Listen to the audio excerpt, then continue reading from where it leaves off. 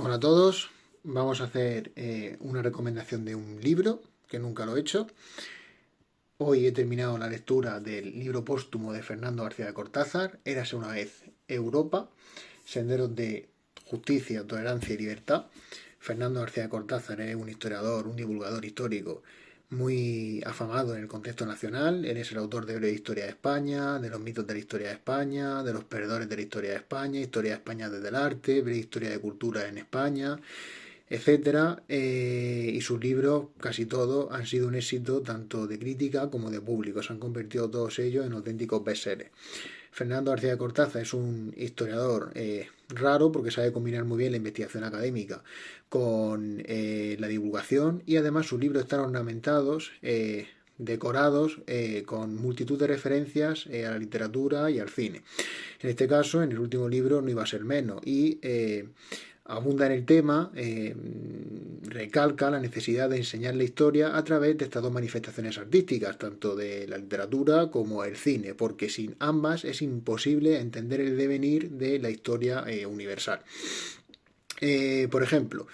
¿qué mejor manera para entender las reivindicaciones de los esclavos en la época romana que visualizando la película de Stanley Kubrick de 1960, Espartaco? ¿Hay una imagen más poderosa acaso que esa que transmiten los esclavos acaudillados por Kirk Douglas y por Tony Curtis en esa escena memorable ya de la historia del cine cuando todos gritan al unísono "Yo soy Espartaco"? ¿Hay una imagen más poderosa para explicar las ansias de libertad de aquellos que fueron aplastados por la bota del Imperio Romano? Yo creo que no. Pasando ya, por ejemplo, a la época del colonialismo,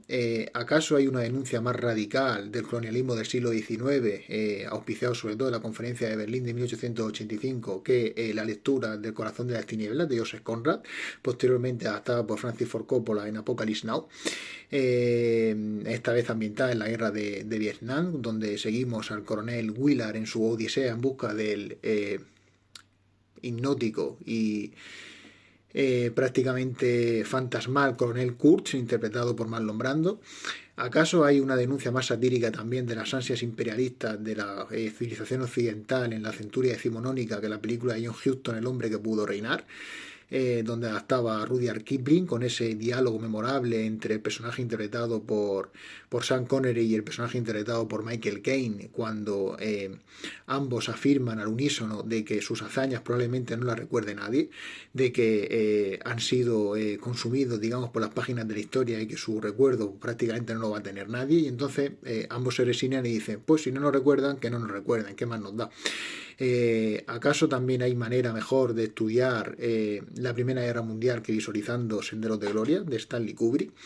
¿Cómo olvidar a Kirk Douglas dando vida al coronel Dax y lanzando esa frase atribuida al poeta Samuel Johnson del patriotismo es el último refugio de los cobardes?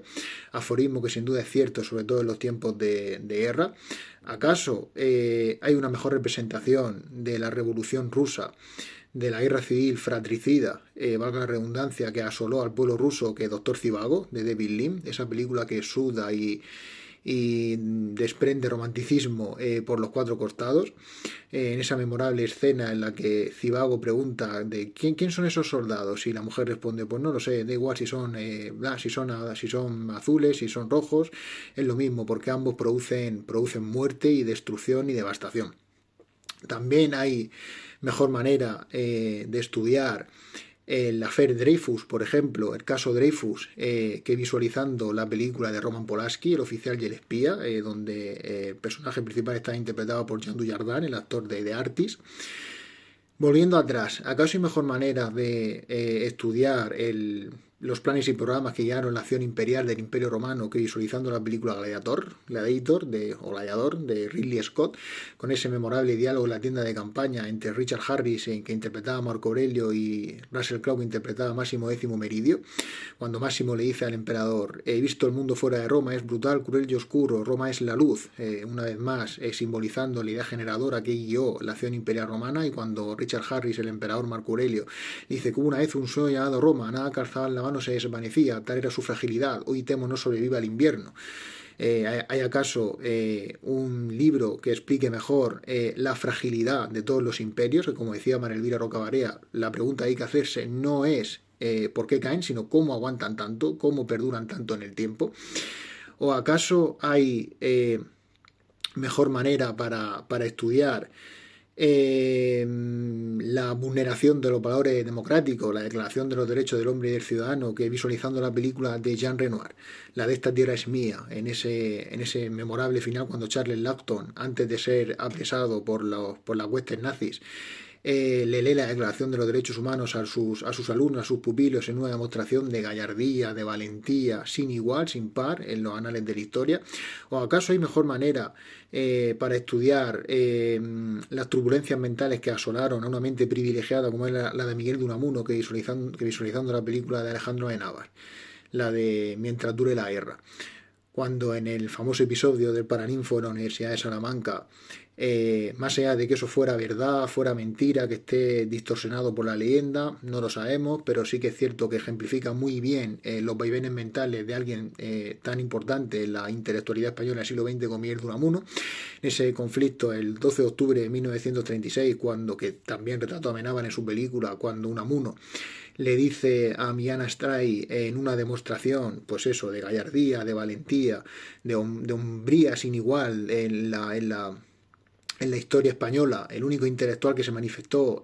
valientemente en contra de los desmanes de las huestes nacionales lideradas por el general Franco cuando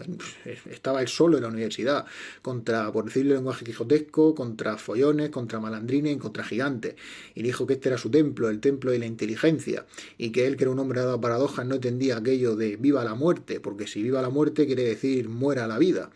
Y él, que tantas veces, sobre todo en torno al casticismo y en el sentimiento trágico de la vida, abogó por la conservación incólume de la civilización cristiana occidental, ese levantamiento de 1936 poco tenía de civilizado, de nacional y sobre todo de católico, sino más bien lo contrario. Y esa guerra, más que una guerra civil, era una guerra incivil, como lo dejó claro ahí Miguel de Unamuno. En definitiva,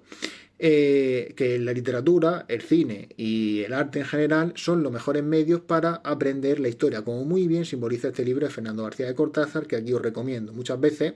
los historiadores tienden a desdeñar el cine o la literatura como instrumento valioso para aprender la historia, sobre todo en las etapas de la ESO y de bachillerato, lo cual creo que es un error tremebundo, porque no hay mejor manera que acercar estas disciplinas difíciles en un primer momento que a través pues eso, de los libros y de las películas. Que el cine histórico no tiene que ser plenamente objetivo, pues por supuesto que no tiene que serlo. Es que la historia no puede ser una disciplina objetiva del todo, porque siempre va a influir el juicio del historiador. Tampoco hay un libro de historia que sea absolutamente objetivo, porque el que interpreta la historia, el que interpreta las reliquias y los relatos a la hora de efectuar su juicio, pues es el historiador. El historiador no puede abstraerse como si fuera un ser puro, edénico, arcádico, no puede abstraerse de sus propios prejuicios a la hora de embozar, a la hora de interpretar la historia. Como por ejemplo si lo puede hacer el matemático, porque 2 más 2 suman 4, el área del círculo es pi por r al cuadrado con independencia del matemático siempre y cuando sea competente en la materia que efectúe esa operación. Pero el historiador no, por lo tanto, esa excusa de desdeñar el cine porque no es objetivo no me vale para no aprender historia, porque entonces tampoco nos valdrán los libros. Creo que es un instrumento muy valioso para acercar la historia, sobre todo al público más juvenil. Y este libro de Fernando García de Cortázar es un buen ejemplo de ello. Un alarde encomiable de erudición, de sabiduría y de simbiosis perfecta entre estas tres disciplinas, entre la literatura, la historia y el cine. Animaros a todos a que lo leáis y si lo hacéis, pues dejadme por aquí vuestro parecer. Un saludo a todos.